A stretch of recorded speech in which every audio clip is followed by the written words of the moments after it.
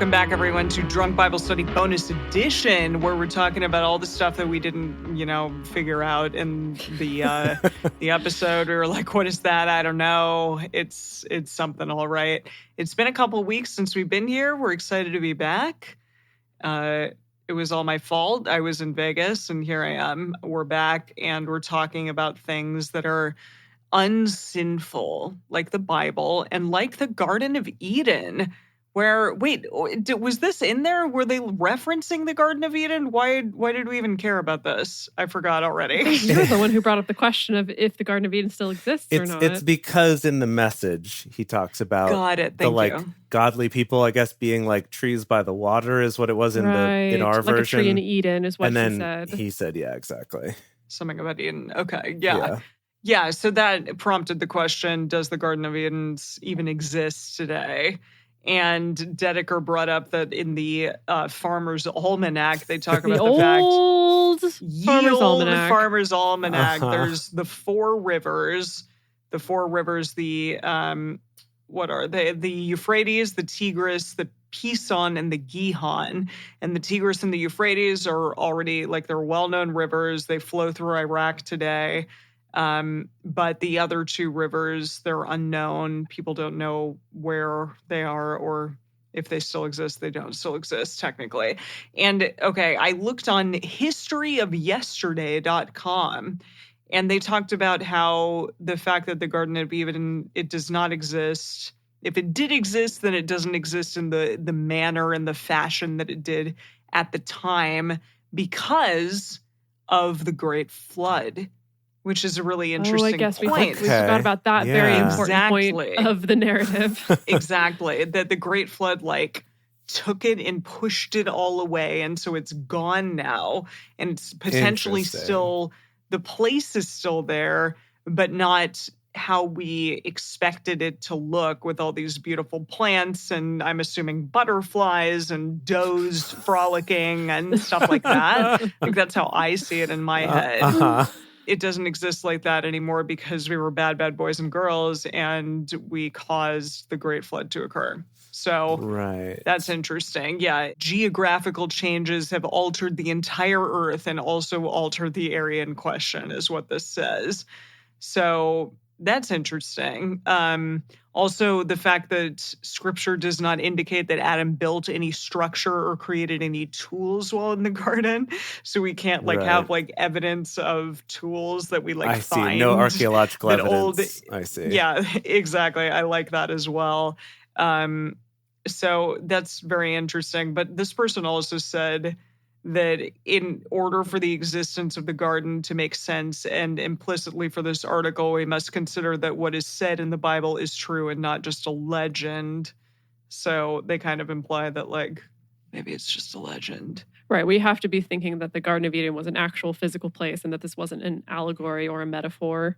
Exactly. For humankind. Right. To even ask the question if it still exists, we have to kind of have already taken for granted that it was literally a real place. Yeah. Yes. And I just want to point out also from Jean Douleman, who wrote this book called The History of Paradise. They said that some thought of paradise as existing in a remote part of the earth where it was preserved, rather, in its original state, but had become inaccessible except to travelers possessing an unusual passport and an angelic guide. Others thought that paradise had been removed from our earth and transported to heaven. So that's another possibility of where it might be. A passport and an angelic guide. Interesting. That's some interesting lore. Yeah, I like Indeed, it. from History of Paradise. Wow. By Jean Douleman. Yeah. Cool. Wow. Well, so I tried to look up stuff about mourning rituals and burials and things like that. And I feel like a lot of it... Not the hashtag mourning ritual. Yeah, hashtag mourning ritual. Yeah, I have my bulletproof coffee. Yeah, by all the influencer. Yeah. Exactly. And then I do 20 minutes of meditation and write in my bullet journal. No. Exactly. Bullet coffee, bullet journal. Yeah, that's the combo.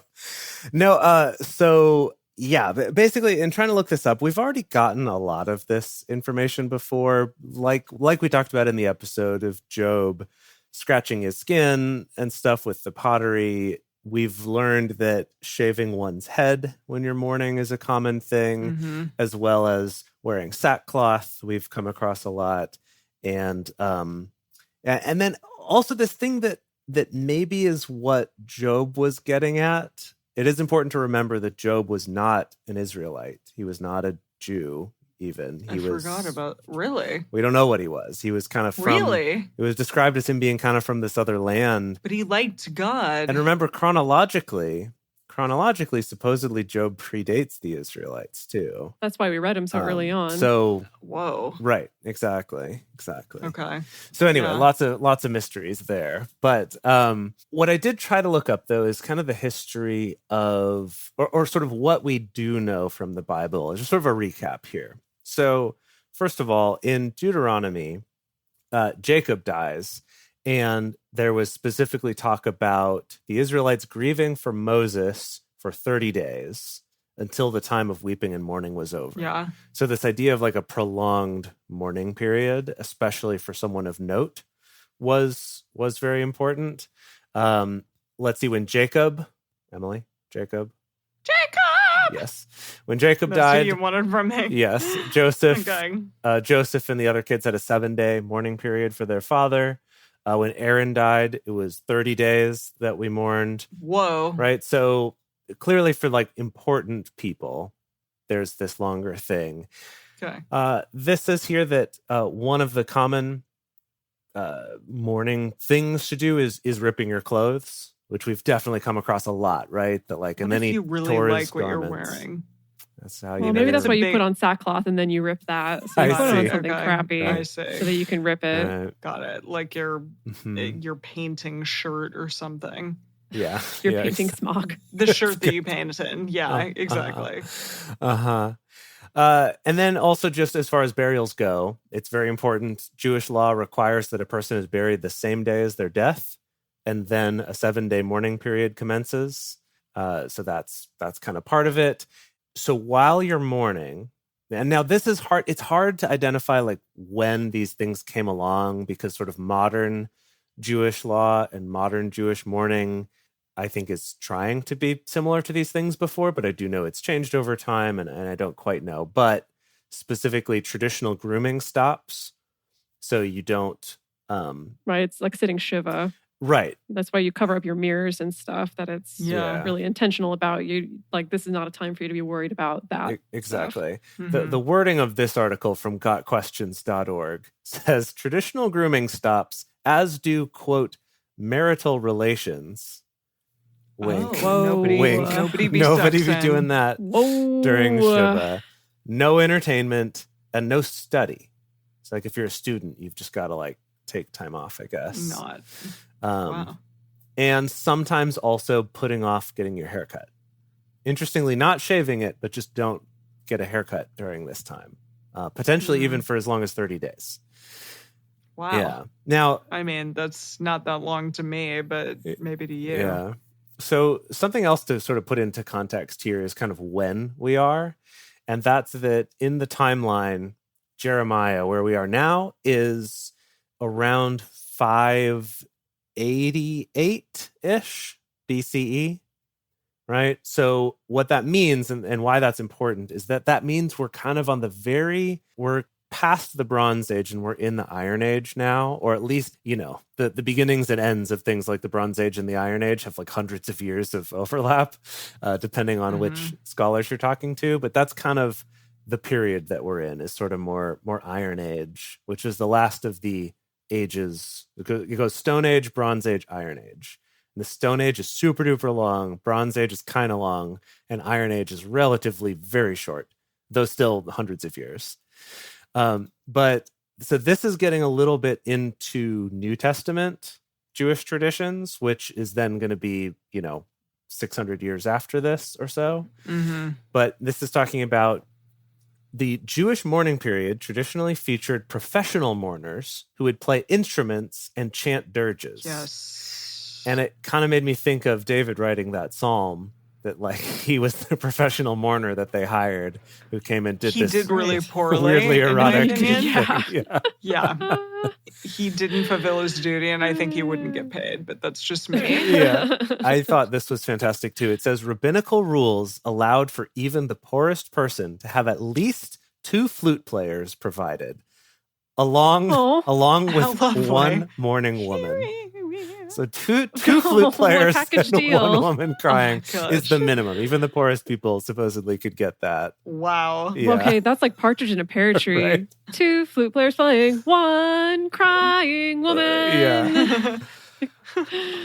Anyway, that's what I found. Wow. And so, Cute. I guess the point in what we were just reading today was just that no one's going to even mourn you. They're just going to leave you there to rot, and you're not going to get buried, which, as we just saw, is important because you need to get buried the same day that you die. So the same day. Yeah. That's pretty dang quick. I guess the jackals will get you otherwise. Well, when you're living in a hot climate, That's it's going to be a rough time. You don't want to be a real rough time. Around. Right. It's not going to be Yikes. Wow. Okay, let's talk about writing and writing technology. Oh, yeah. This is so your cool. favorite. Are you writing with diamonds? We're writing with iron pens with a tip made of diamond. Yeah. We're just scratching it right in there. Jeez. Yikes. This is exciting to me. A couple of years ago, I went through a weird phase where I read this book called Technosis, and then I also read this book. So Technosis is about kind of through human history, our intersection of technology with the spiritual and with the mystical. Okay. And I also read this book called The Alphabet versus the Goddess, which is about how we, switching to alphabet-based literacy as opposed to oral tradition also kind of coincided with switching away from matriarchy and goddess worship. And they're kind of like looking at the intersections of that, which is also super fascinating. So this is a topic I remember now when you read this and we talked about it a lot. It's all coming back. Yeah, so this is a topic that's bounced around in my brain for quite a while. And I really like this quote from the Oxford University Press blog. Quote, writing is a, quote, machine to supplement both the fallible and limited nature of our memory. It stores information over time, and it also carries our bodies over space, as in it carries information over distances. So the thing, when I was reading Technosis, the thing that blew my mind was thinking about writing as a technology and thinking about truly how revolutionary that is, right? Yeah. Where you can write something, you can tell a story, you can tell your own story, and it's going to be there even after you die. Yeah. Which, when we're relying on oral tradition, like, sure, we can tell the story orally and hope that people remember it, but there's nothing really physical there that helps carry that over. And there's nothing really physical there to hand over to somebody. And so that's actually something that's really, really important in our evolution, in our human history. For sure. Well, yeah, I mean, just the fact that human memory is so fallible, and that studies have shown that every time you remember something, you make your memory of it less accurate. Because your mind fills in little details, and then the next time you remember it, your brain can't tell the difference between the details you filled in and the ones that were there originally. And so it's like, yeah, can you imagine that going, though, from that's all we have to now you kind of have a way of going back and seeing the original? That would have been mind-blowing change. Yeah. Yeah. It's really now, cool. to talk about writing technology specifically in ancient Israel. So in 1910, there was this huge excavation in Samaria where the archaeologists found 102 different potsherds with writing on them that were written in Hebrew. And they're dated from about 865 to 735 BCE. And all of the text that is legible are basically receipts recording like transmission, specifically transmission of luxury goods. Generally, this has all been in that Children of Baal book that I was reading. Oh, has it really? These ancient potsherds. The author did this research that were just like grocery lists and like random things that rather than these like precious monumentous things, it's just like they just used shards of pots to write down whatever they needed to write down. Wow. Yeah. So a lot of the articles that I was reading pointed out the fact that something that's really important about writing is that it means that leaders in Israel can then take records and they can collect taxes. Okay. Right? And, that's huge. That's huge when you can actually keep like population records. You can actually keep records of like how much wealth is in a particular province or not. And then you can actually do accurate calculations of how much tax to collect. So that's wild. That's a little bit of a bittersweet thing. Yeah. They mentioned the fact that writing enabled more regular communications between different settlements and tribes in Israel, which resulted in probably more unification of identity as an Israelite. And that it also gave rise to a specific social class of scribes, people whose job it was to be able to do that. Now, what is interesting is there's a little bit of controversy and disagreement over how literate everyone was at that time. You know, there are some people who suggest that maybe it was just scribes. Some people suggest maybe it was just the elites, maybe just the priests. However, there's also a compelling argument to suggest that actually maybe there may have been more people who could read and write than we perhaps would assume at that time. One of the arguments for that being the fact that the Hebrew alphabet has 22 characters, which is different from, say, like the Egyptian or the Mesopotamian alphabet, what had hundreds of characters. It's like the difference between the English alphabet and like Chinese kanji or Japanese kanji, where when you only need to learn 22 letters, that's a lot easier to teach someone from an early age than thousands and thousands and thousands of hieroglyphics or iconographies or things like that.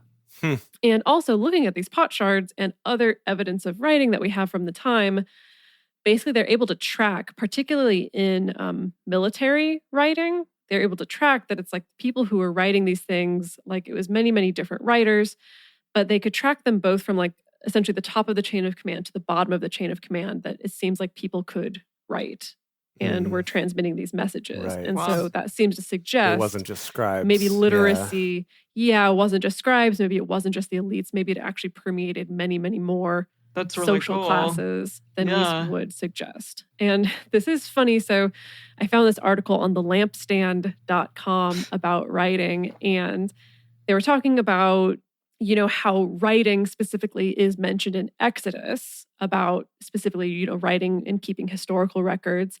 And this person is saying that Genesis doesn't really explicitly mention writing. However, we may have the text of a legal contract in Genesis 23:17 that's documenting Abraham's purchase of land to bury his wife, Sarah. And so that old chestnut comes up again, that of course, where they're suggesting that maybe that was actually put into writing, but we're not sure. Wow. Although maybe it wasn't, because considering the fact that Abraham so many times was like, I paid for that land is mine, that land belongs to me. The fact he had to keep reminding people, he didn't just have a receipt that he could show That's people. true. Maybe that implies we were still in a little bit more of an oral tradition. Right. Really got to reiterate that over and over. Wow. Yeah. So that's what I got. Writing, man. Writing. Love amazing. It. It's amazing indeed. Well, that's and cool. so I guess, you know, basically as far as the actual technology, clay tablets, you know, and clay things that were like writing into the clay. Obviously, we don't necessarily have like paper production that's widespread at this point. And so but so it's not any kind of ink on any surface, it's engraving. Essentially. And so that's why a pen made of iron with a diamond tip would be really good at that. Would probably be really good. Although from what I've gleaned as well, you would potentially, I think this was something I read about in later, like in Greek history, where a scribe might have a tablet that had soft clay on it. They would use that. That was essentially like their Etch-a-Sketch. Yeah. Right? To be able to take notes, stuff that didn't need to be permanently documented, so that you could write in the soft clay and have your notes, but then you could kind of refashion the soft clay at the end of the day to it's clever, right? Because writing in permanently into stone or even a clay tablet would take a lot more work, probably a lot more for sure. Scratching. Be rough. Yeah. Yes. Just sketching. Wow. Yeah. That's what we got. Well, cool. Amazing. I'm excited to see if The Rock has more smack talking to do next week. I'm sure. Eventually, we are going to get to the end of the smack talk section of Jeremiah and then into the more sort of autobiographical section about his own life.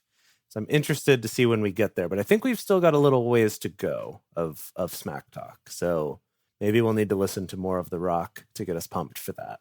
You got to give us some more options with that. Okay. And we got to get excited with it. Sounds good. Lovely. Well, we'll see you for more Smack Talk next week. We cannot wait. See you on the other side.